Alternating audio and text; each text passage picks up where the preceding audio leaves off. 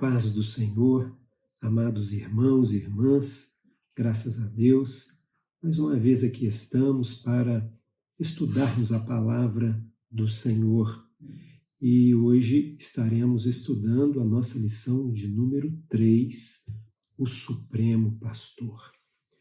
E está aqui a nossa revista, e você que ainda não pegou a sua revista, procure ali na central, que ainda temos revista ali, basta você passar ali e adquirir a sua revista, que estamos estudando este trimestre a respeito dos Salmos.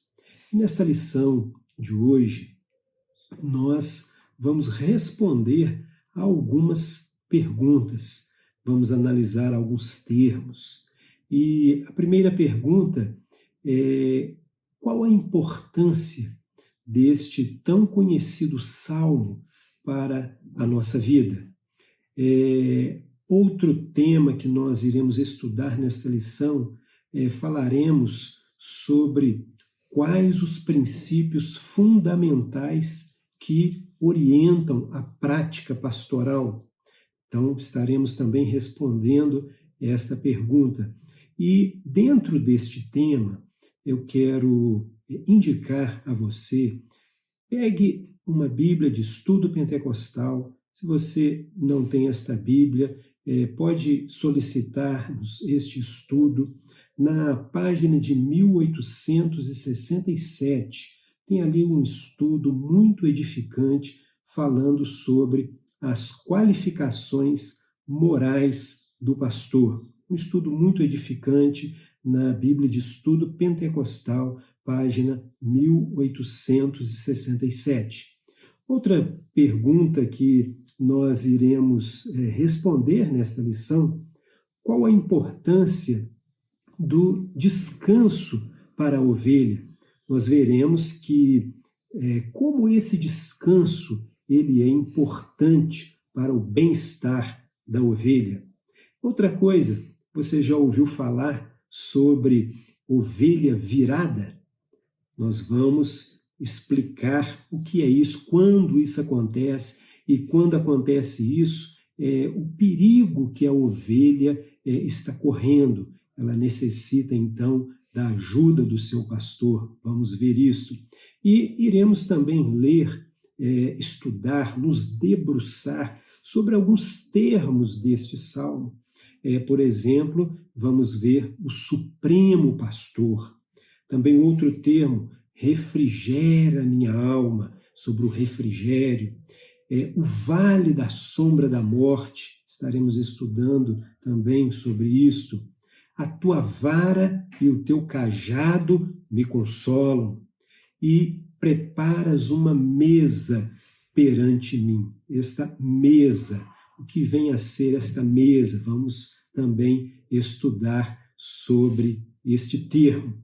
E que, ao estudarmos esta maravilhosa lição, nós possamos não somente conhecer este salmo ou falar de cor, mas que possamos, meu amado e querido irmão, ter o Supremo Pastor como o nosso pastor.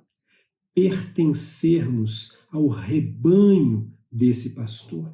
Isso é muito importante. Isso faz toda a diferença quando quando você, quando nós pertencemos ao rebanho do Senhor. E não somente conhecer, mas pertencer.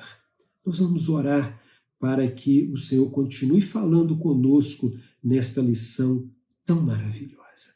Amado, soberano e eterno Deus, continue falando conosco, ó Pai, no estudo desta lição. Abençoa o teu filho, a tua filha, que está estudando a tua palavra, aproveitando estes dias que estão em casa para aproveitar este tempo e estudar a tua palavra, ler, meditar na tua palavra. Abençoa, fala com ele, rica e poderosamente. Assim, Senhor, nós te louvamos, agradecidos no nome de Jesus. Que Deus abençoe a você, a todos nós, tenhamos uma excelente aula no nome do Senhor Jesus. Paz do Senhor, amados, é com grande alegria que nos reunimos mais uma vez para mais essa aula de Escola Bíblica Dominical. Nesse dia, estaremos estudando o Salmo de número 23, nosso velho conhecido. Diz a introdução: nesta lição, estudaremos o Salmo 23. Trata-se de um lindo poema que revela a relação entre o pastor e a sua ovelha, isto é, entre o Senhor e aqueles que são seus discípulos. Este é um salmo pastoral. Ao longo dos séculos, ele tem despertado os sentimentos e tocado vidas de modo muito intenso. Não são poucas as pessoas que sabem recitá-lo de cor. A mensagem contida nos seus versos consegue influenciar de muitas maneiras.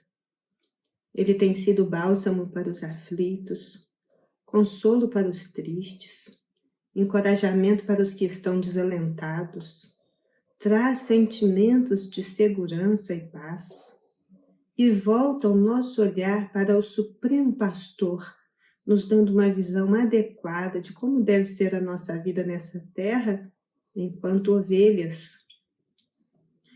É um pouco da doçura, da força e do encorajamento desse poema que vamos usufruir no desenrolar dessa lição, o que, com certeza, trará grande enlevo espiritual.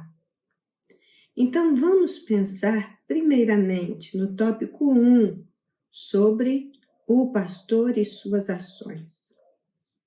O termo pastor indica uma relação muito íntima e pessoal, pois o pastor vive com suas ovelhas. De dia, conduzindo-as às pastagens, de noite, protegendo-as dos animais selvagens. Davi, ao adorar ao Senhor por meio deste saltério, compara-o a um pastor, enunciando suas ações. Pois bem, para pensar nas ações do pastor, nós recordamos Jeremias capítulo 3, verso 15, onde nós lemos: E dar-vos-ei pastores segundo o meu coração, os quais vos apacentarão com ciência e com inteligência. Os pressupostos ou princípios fundamentais que orientam a prática pastoral estão postos aqui. Primeiro, pastores são constituídos segundo o coração de Deus, e não segundo o seu próprio, e são forjados pelo grande pastor para apacentar o rebanho. É Deus quem dá pastores para a sua igreja. Segundo, esses pastores divinamente comissionados devem apacentar o rebanho de Deus, a sua igreja, com conhecimento e com discernimento. Ao demonstrar as características do sumo pastor, Davi estava nos levando a meditar também nas qualificações de um pastor para hoje. Os 3 itens seguintes deste primeiro tópico vão discorrer sobre os primeiros versículos do Salmo 23. Eles vão do versículo 1 até o versículo 3. Então, vejamos.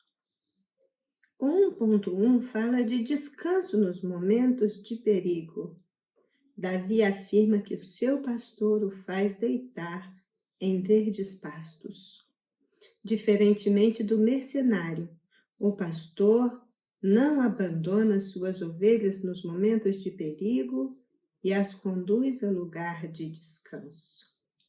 Nesse sentido, Davi tem plena convicção de que o melhor a fazer nos momentos de perigo é descansar no Senhor.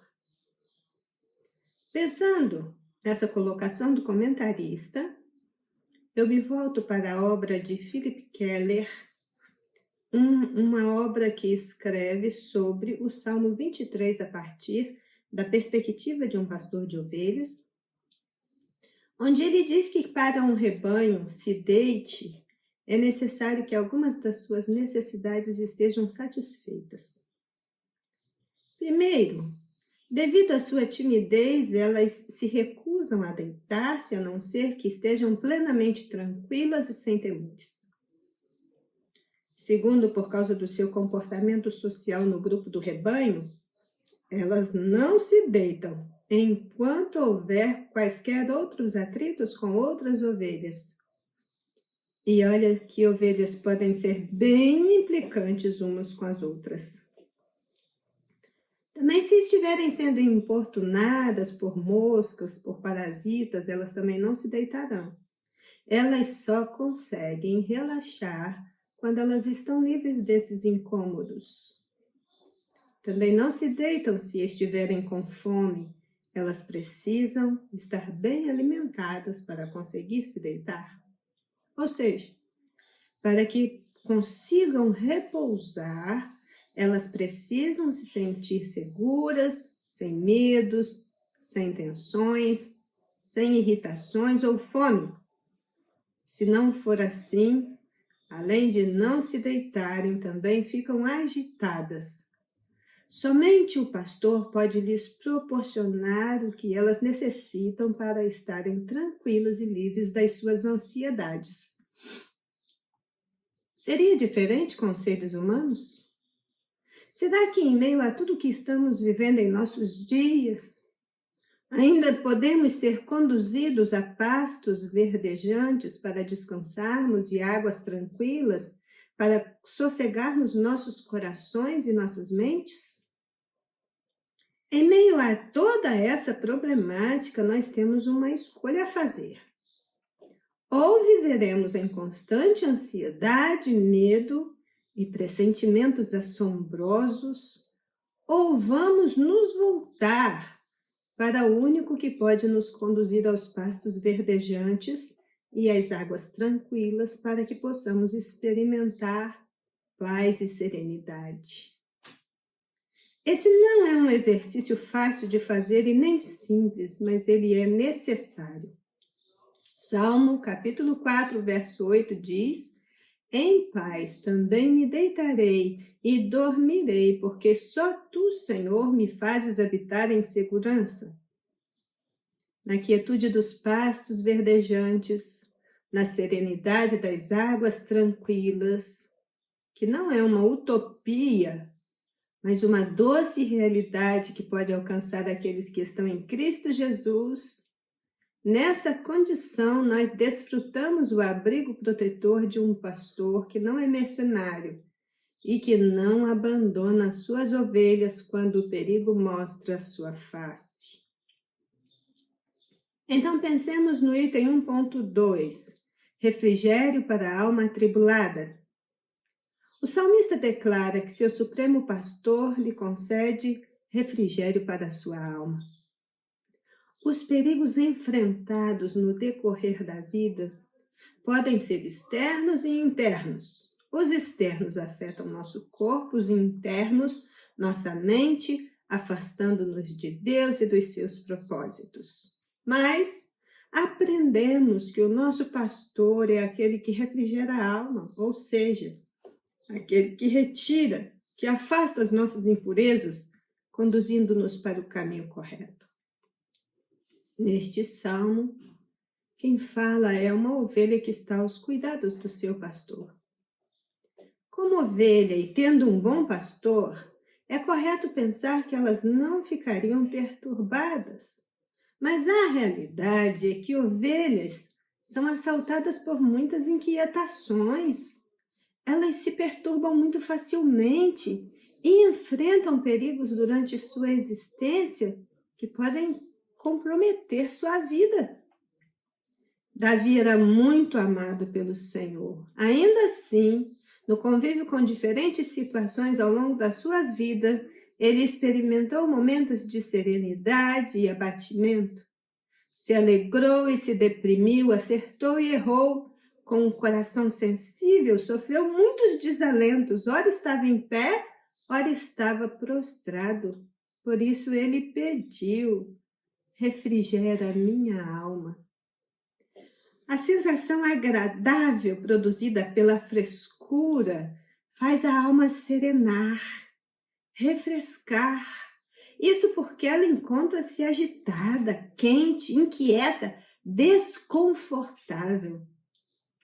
A palavra refrigério, ela pode ser entendida de duas formas. A primeira seria o refrigério da alma com o renovo espiritual que procede da sabedoria proporcionada pela presença da lei de Deus no mais íntimo do nosso ser.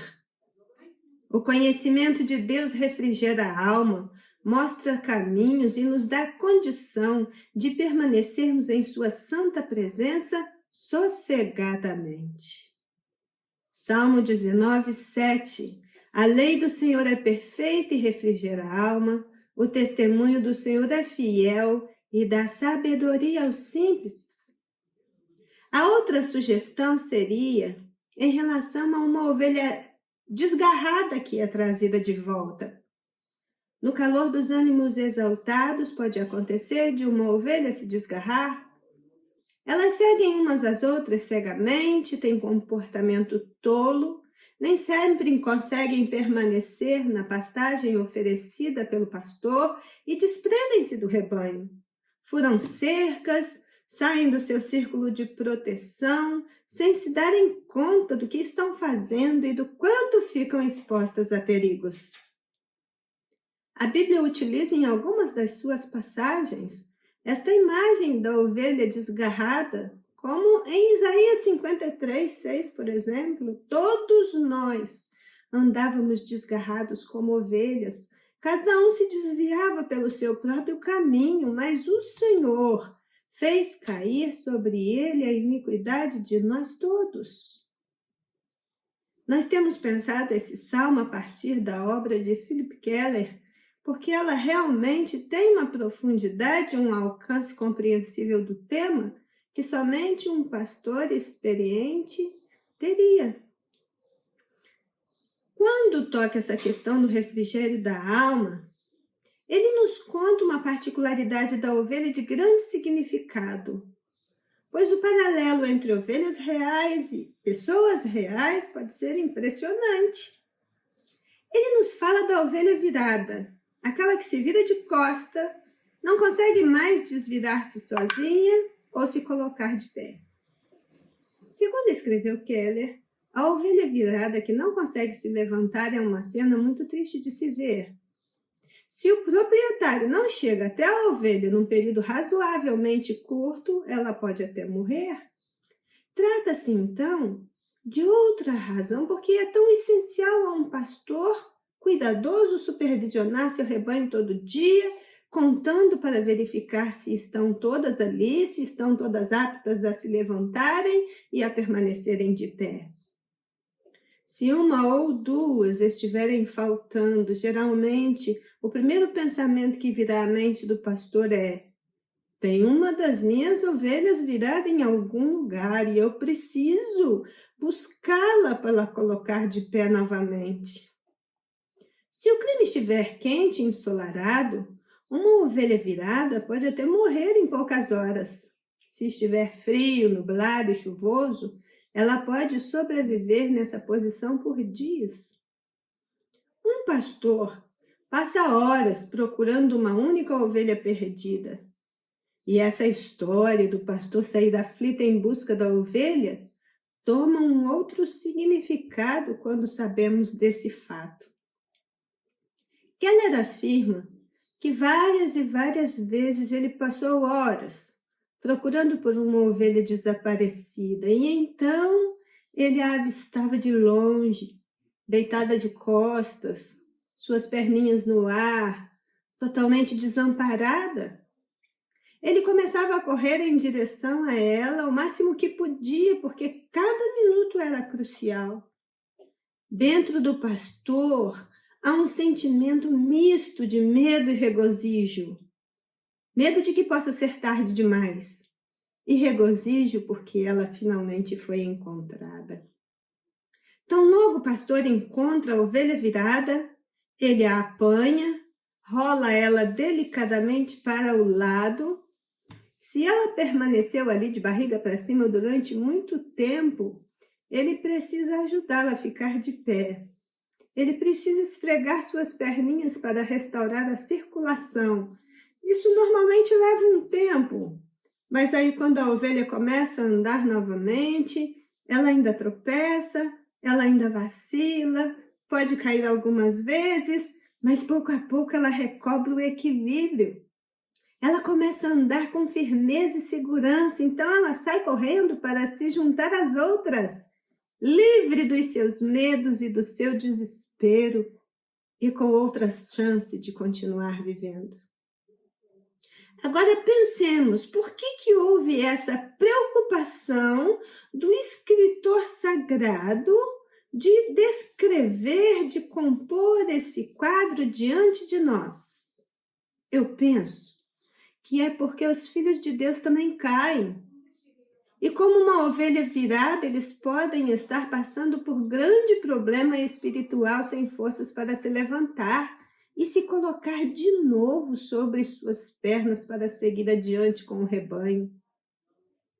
Ovelhas precisam ser socorridas a tempo de serem salvas. Também podemos entender que se não fosse o cuidado experiente, longânime e amoroso do bom pastor, ninguém se salvaria. Ainda que fracas e tolas, ovelhas contam com uma estima inexplicável por parte do grande pastor. O maior refrigério que uma alma pode experimentar é quando seus pecados são apagados, quando ela é levantada novamente e reconduzida ao redil. Por fim, chegamos a 1.3, que fala da presença de Deus nas horas mais difíceis.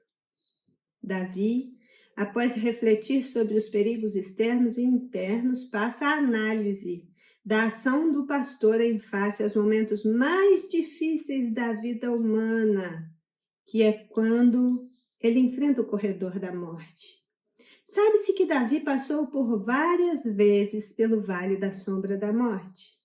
E a melhor forma de superar fracassos ou enfrentar o corredor da morte é a convicção de que Deus está ao nosso lado, ouvindo-nos, amparando-nos neste momento. O Supremo Pastor está conosco todos os dias, inclusive quando passamos pelo corredor sombrio. Bem, quando chega nesse ponto, no meio do salmo, a ovelha dirige-se ao pastor em uma conversa mais íntima e afetiva. Por viver com seu pastor, ser guiada por ele e usufruir dos benefícios de ter um bom pastor, ela sabe que em toda e qualquer situação ela não estará entregue à própria sorte. Tem um pastor na sua vida. Também sabe que para chegar aos lugares altos, atravessará vales e terá que enfrentar subidas das montanhas, nem sempre fáceis de serem superadas. A afirmativa desse versículo é muito relevante. Ainda que eu ande pelo vale da sombra da morte, ainda que eu ande, significa que essa é uma possibilidade real, mas não diz, eu vou morrer nele. Nem diz, eu ficarei presa nele indefinidamente. Mas diz, ainda que eu ande, mesmo que eu passe por ele, eu o atravessarei. Horas difíceis na vida de uma ovelha exigem muito mais a presença de um grande pastor. E quando ela se encontra no vale da sombra da morte, literalmente, esse é um dos momentos mais temíveis da sua existência. Mas o Supremo Pastor está conosco todos os dias, nos dias bons e nos dias ruins, guardando-nos e ajudando-nos a caminhar, a vencer os lugares escabrosos e a prosseguir apesar das dificuldades. Ele está conosco e isso deveria fazer toda a diferença. Mateus 28:20, eis que eu estou convosco todos os dias até a consumação dos séculos. Amém? Esse vale de medo, de dor, de lágrimas e de morte que temos atravessado também tem nos ajudado a confiar mais e melhor no Sumo Pastor. Se conseguirmos enxergar esse trajeto que de repente se fez diferente e trouxe novidades inesperadas, se conseguirmos enxergar tudo isso que está nos acontecendo como parte do plano de Deus para as nossas vidas, então vamos ver com outros olhos toda essa situação. Se temos vivido situações extremas de perigo e morte, também temos experimentado renovo e enxergado coisas que não víamos antes. Também temos recebido a cada dia um novo ânimo em nossa caminhada. Seguindo aí, então, com a lição, o tópico 2 agora vai considerar as necessidades da ovelha. O comentarista escreveu que o presente saltério não só enuncia as qualidades do pastor, mas também as necessidades da ovelha. Então, do mesmo jeito que aconteceu no tópico 1, nós leremos alguns versículos do Salmo 23 que ficam em evidência nesse tópico, que seria aí o versículo 4 e o versículo 5.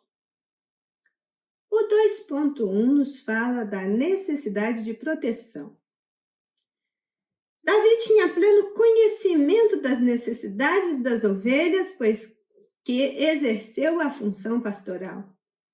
Sabia que ovelhas não têm garras nem habilidades para lutar, podendo ser facilmente atacadas por predadores e por isso precisavam ser conduzidas a lugar seguro. O pastor utiliza a vara para afugentar ou lutar com animais selvagens, traiçoeiros, perspicazes, evitando que estes matem as ovelhas. Então, nesse primeiro ponto 2.1, vamos pensar um pouco sobre a vara e o cajado do pastor. O 2.1 com relação à vara. O 2.2 iremos mais focar no instrumento pastoral que conhecemos como cajado. Veja que vara e cajado fazem parte do instrumental utilizado pelo pastor no cuidado das ovelhas. A vara é uma arma de autoridade e defesa. Com ela, o pastor pode executar um controle eficiente do rebanho em qualquer situação. Já o cajado, ele é um instrumento usado unicamente no cuidado das ovelhas e em nenhuma outra profissão. Ele é símbolo do interesse e compaixão que o pastor tem pelo seu rebanho, que traz a ovelha para um contato mais íntimo consigo, e ele também é usado para dirigi-las. Pense agora lá no iniciozinho do Antigo Testamento, quando estudamos o personagem Moisés. Por 40 anos, Moisés apacentou o rebanho do seu sogro, e a Bíblia nos conta muitas coisas a respeito da sua vara de pastor.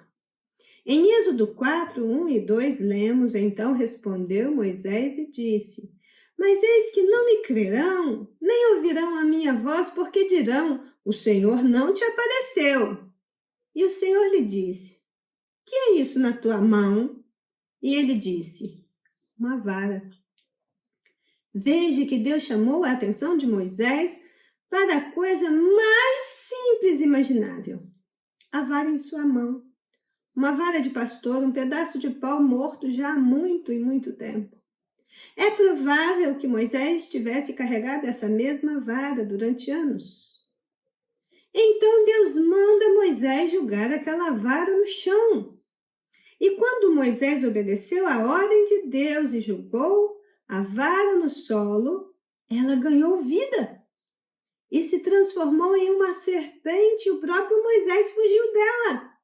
Mas em seguida Deus mandou que ele a pegasse pela cauda, e então ela se tornou vara de novo. E aí Deus mandou Moisés ir e confrontar o poder do Egito. e encontrar-se com Faraó face a face, com essa vara na sua mão. Êxodo 4:20, tomou, pois, Moisés, sua mulher e os seus filhos e os levou sobre um jumento e tornou à terra do Egito, e Moisés tomou a vara de Deus na sua mão. Então, esse versículo nos conta um segredo de tudo que se seguiu. A vara de Moisés se tornara a vara de Deus. Além de ser instrumento de autoridade e defesa, ela também promove o bem-estar do rebanho através da disciplina. Ovelhas também experimentam a vara de vez em quando. Além disso, elas também são utilizadas para contar as ovelhas. Veja que, em nossos dias, também existe uma grande sensação de segurança em nosso coração quando nós contemplamos o poder, a autoridade, a verdade e a defesa que a palavra de Deus nos proporciona, pois na realidade as escrituras são a vara de Deus. São as escrituras que constituem a extensão da mente e da vontade de Deus. São elas que expressam as suas intenções para com o homem mortal. Veja que Jesus Cristo usou a vara da palavra contra Satanás. E vejam vocês que esta vara continua à nossa disposição. Não há substituto para as Escrituras na hora de enfrentarmos as complexidades da carne, do diabo e do mundo. Existe um consolo muito grande em sabermos que em qualquer situação e sobre quaisquer circunstâncias, a vara de Deus, a palavra de Deus pode dominar e vencer se apenas confiarmos nela. E então, o 2.2 nos fala da necessidade de direção da ovelha. Davi sabia que o pastor ia à frente das ovelhas e que utilizava o cajado para conduzi-las no caminho, pois as ovelhas não possuem uma visão muito apurada. Assim, elas se desviam, desgarram-se do rebanho com muita facilidade. Ao afirmar que o Senhor era o seu pastor, Davi também estava afirmando que precisava ser conduzido e guiado por ele. Ele tinha convicção de que somente o Senhor poderia mostrar a direção a ser seguida. Então pensemos no cajado do pastor. É uma vara longa e fina, com uma das pontas recurvadas, formando um gancho. Por alguma razão especial, é também um instrumento de conforto para o próprio pastor, porque durante as jornadas mais difíceis e nas horas longas de vigia das ovelhas, o pastor se apoia também no cajado para recuperar as forças, o que faz desse instrumento um precioso fator de ajuda e consolo para ele no cumprimento das suas responsabilidades. Entendemos assim que, como a vara de Deus simboliza a palavra escrita, o cajado do pastor simboliza o Espírito Santo. Cristo, em seu trato conosco como indivíduos, nos revela a doçura, o consolo e a correção mansa levada a efeito nas nossas vidas pela operação do Espírito Santo. Veja que entre as funções do cajado nós destacamos: ele é que é usado para erguer os cordeirinhos recém-nascidos e reconduzi-los à sua mãe, para evitar que ela sinta outros cheiros nele e assim o rejeite. Ele é usado para trazer para o pastor ovelhas jovens e ovelhas velhas, porém tímidas e medrosas, que têm a tendência de manter distância do pastor. Ele é usado para dirigir as ovelhas, guiando-as mansamente a um novo trilho, ou para atravessar um portão, ou ao longo de estradas difíceis e perigosas. Também é com o seu cajado que o pastor vai socorrer as ovelhas que se encontram em dificuldade por sua própria insensatez. A Bíblia faz um comparativo entre a vida dos cordeirinhos, de ovelhas e carneiros com os seres humanos. E esse comparativo, ao longo de muitas passagens da Bíblia, tem servido para nos ensinar grandes verdades espirituais. Assim como as ovelhas que necessitam da vara e do cajado para serem protegidas, guiadas, cuidadas e mantidas com vida, assim somos nós. Enfrentamos muitos reveses que estão completamente fora do nosso controle, mas que nunca estiveram fora do controle de Deus. Há, porém, problemas e dificuldades que enfrentamos que são tão somente produto dos nossos próprios erros. Então o pastor vem até nós com afeto, compaixão e amor.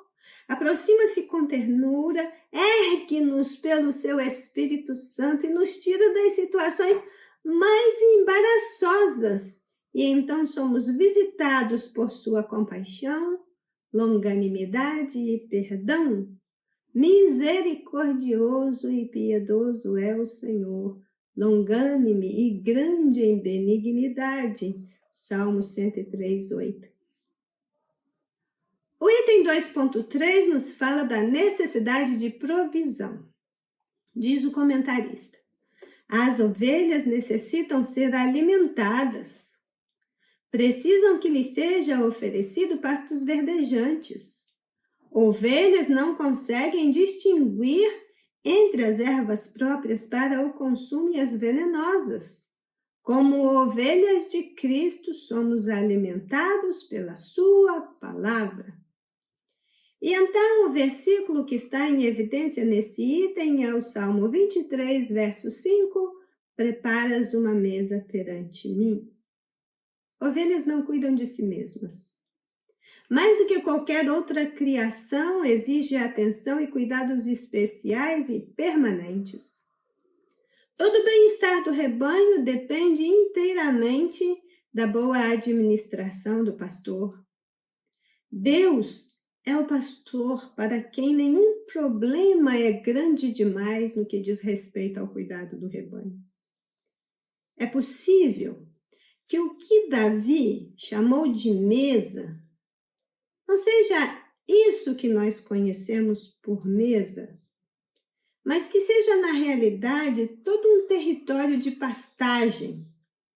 Em algumas regiões do mundo, desde a antiguidade, alguns platôs no alto das montanhas, que é aquela parte mais achatada de cima da montanha, são muito utilizados na ovinocultura, que é o nome que se dá à criação de ovelhas. Esses platôs são chamados de mesas.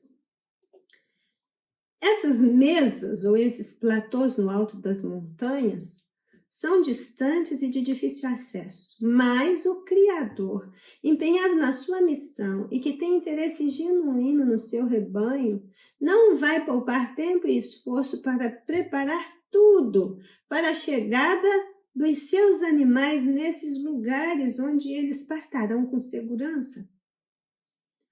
O trabalho de arrancar plantas venenosas que estão por toda parte e que podem pôr em risco a vida do rebanho pode muito bem ser chamado, de acordo com aquilo que está nesse versículo, preparas uma mesa perante mim na presença dos meus inimigos. O pastor que quer que as suas ovelhas sobrevivam tem que fazer isso. Precisa manter elas a salvo dos seus inimigos. O paralelo disso na vida espiritual é muito claro. Como as ovelhas, principalmente os cordeiros, às vezes nós somos impelidos a experimentar tudo que aparece só para ver como é. A questão é que o ser humano, mesmo sabendo que é venenoso, mesmo sabendo que pode fazer muito mal, ainda assim experimenta o que não devia. Mas aí o Espírito Santo toca as consciências. A palavra de Deus adverte.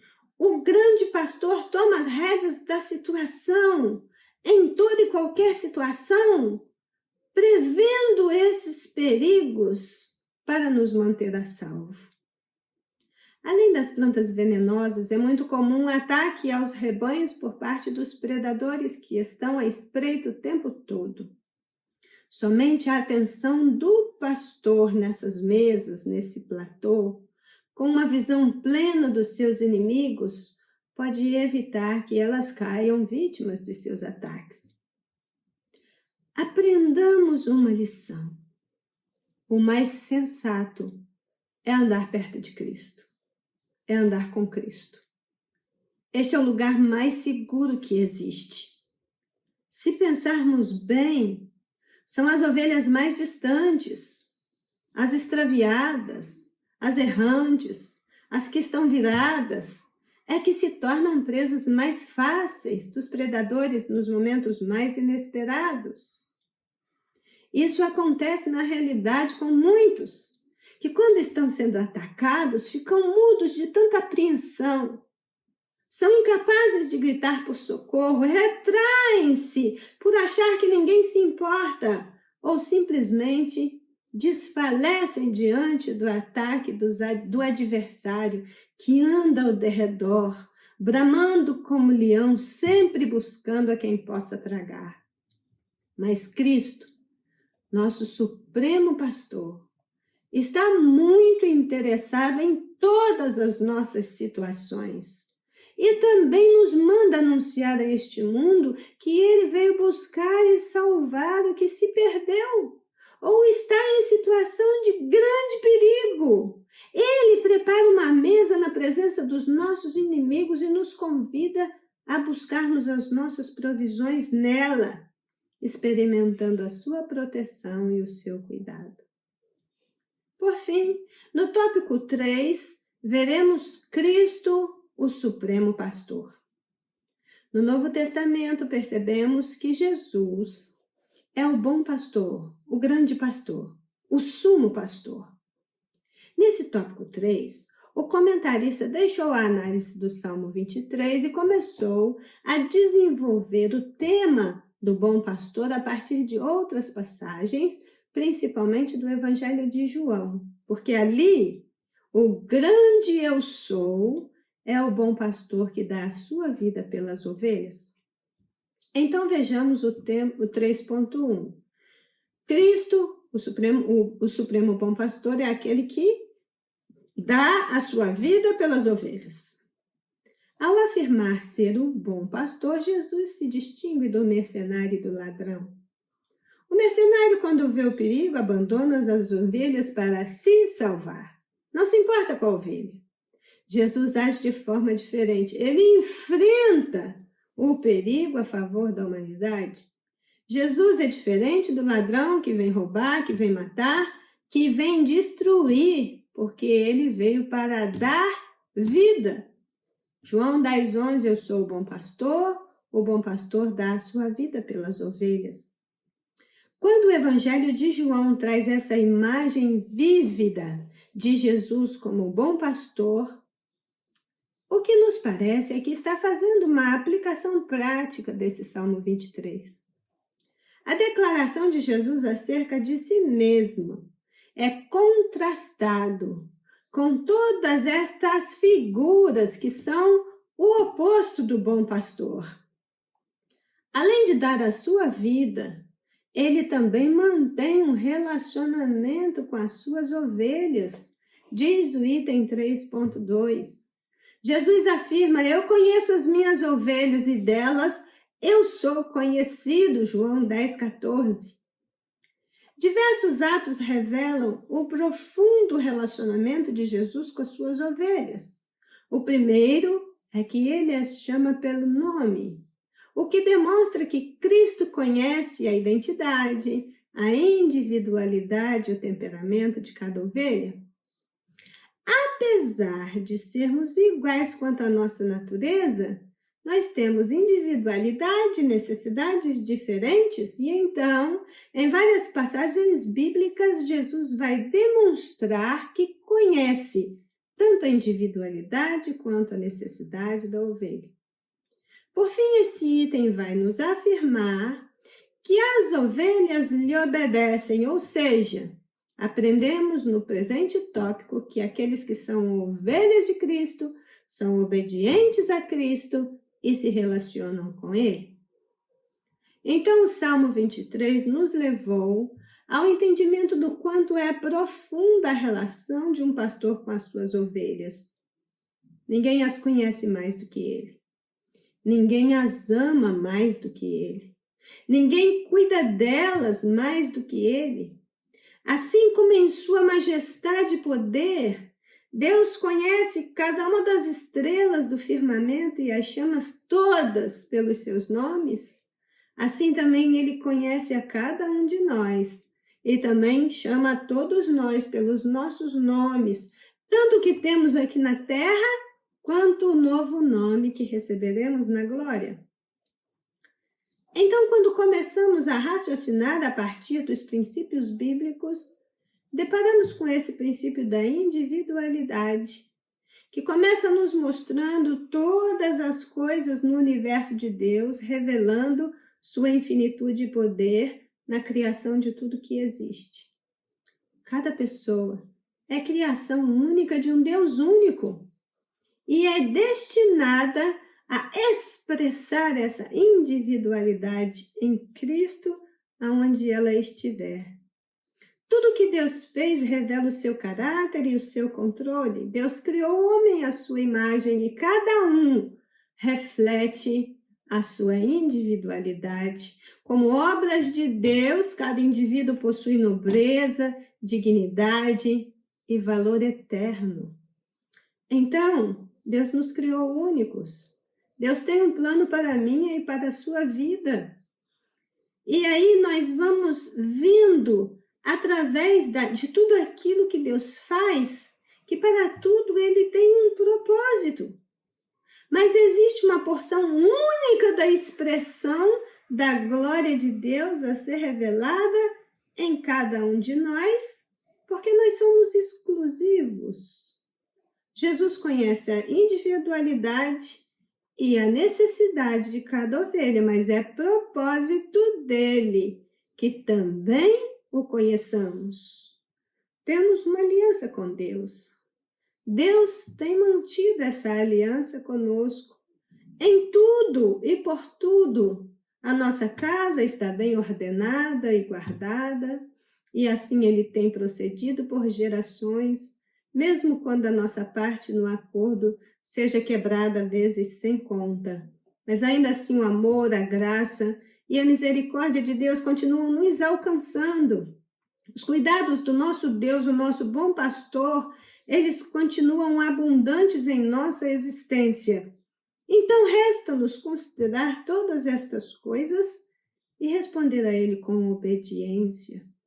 Apenas a disciplina espiritual da obediência zelosa nos manterá no centro da vontade de Deus. Então, nós somos levados a pensar que ainda existem outras ovelhas para serem agregadas ao aprisco, no item 3.3. No início do seu ministério, Jesus enviou discípulos às ovelhas perdidas da casa de Israel. No entanto, as ovelhas de Cristo não se restringem apenas aos judeus. Ainda tenho outras ovelhas que não são deste aprisco, disse Jesus. E com estas palavras, ele trouxe à tona uma verdade universal. Deus amou o mundo todo e a luz veio ao mundo todo. Nós temos alguns ensinamentos básicos nesse versículo que são a universalidade do cristianismo. Não existe nenhuma barreira racial ou de credo que possa entravar o evangelho de Cristo. Dessa forma, Jesus garantiu o sucesso da sua missão entre os gentios. As antigas barreiras caíram em Cristo porque a vontade de Deus não pode falhar. Deus é teísta, não deísta. Ele se importa com o que sucede ao homem. Portanto, ele colocará em execução o seu plano de alcance de toda a humanidade. E a vontade de Deus estará sempre operando a favor de todos os homens. Até mesmo o caos contribui para isso. Vejamos que nós somos filhos de Deus pela fé em Jesus Cristo e todos nós, indistintamente, nos tornamos ovelhas do grande pastor. E é após ele que seguiremos rumo aos lugares altos. Ovelhas são levadas aos lugares altos porque é ali que elas encontrarão proteção, provisão e cuidado. Aqueles que se encontram revestidos do Senhor e da força do seu poder sairão para as suas batalhas cotidianas, confiando no seu Deus, o seu pastor, e com muitos motivos para agradecer, porque grandes serão as lutas em toda a nossa caminhada, mas maiores serão as vitórias que nós já alcançamos por meio de Jesus Cristo, nosso Senhor. A conclusão diz que o Espírito Santo nos ajude para que não apenas conheçamos o Salmo 23 como o Salmo do pastor, mas que mantenhamos um contínuo relacionamento com Jesus Cristo como ovelhas do seu rebanho, sendo submissos ao seu cuidado e direção. O desejo do meu coração no dia de hoje é que esse Salmo nos ensine verdades espirituais grandiosas, que as nossas mentes e os nossos corações estejam aptos para receber do Senhor todo afeto, todo cuidado, toda a estima que Ele tem por cada um de nós. Ele continua querendo que o identifiquemos como sumo pastor das nossas vidas e que nos coloquemos aos seus cuidados. Louvado seja Deus por esse dia, por esse salmo precioso que gerações e gerações de crentes têm cantado para louvor da glória de Deus. Deus te abençoe em Cristo Jesus e permaneça firme no amor do amado que tem nos conduzido até aqui.